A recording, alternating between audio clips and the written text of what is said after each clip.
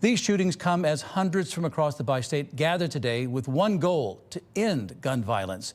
And while crime statistics show some progress in some parts of the region, our Jordan Burrell found that loved ones of gun violence victims say we have a long way to go.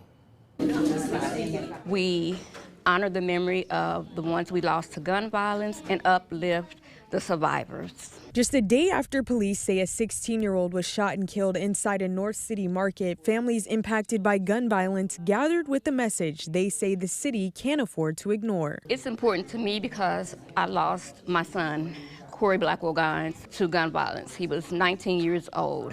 So it is close to my heart and to other families who've lost loved ones to senseless gun violence. For Shalisa Blackwell, ending gun violence is a personal mission. Wearing orange on Sunday, a part of the National Wear Orange Weekend, honoring victims, supporting survivors, and reminding those grieving families they aren't alone. Because every time I hear about somebody that lost their child to this senseless gun violence, it really breaks my heart. It melts me down to the point where I don't know how to feel.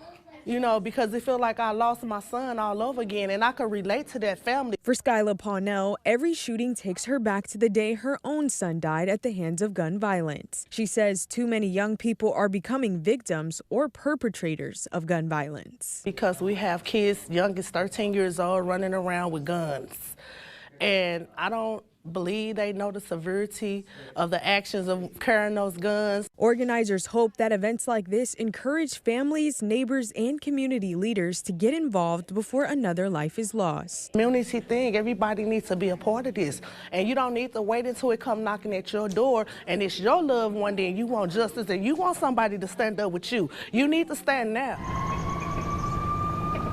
And as St. Louis mourns the loss of another teen, these families say they'll keep speaking out, even furthering their mission in Washington, D.C. by taking their stories to legislators directly. You said healing is a children's bread, Lord Jesus. In St. Louis, Jordan Burrell, First Alert 4.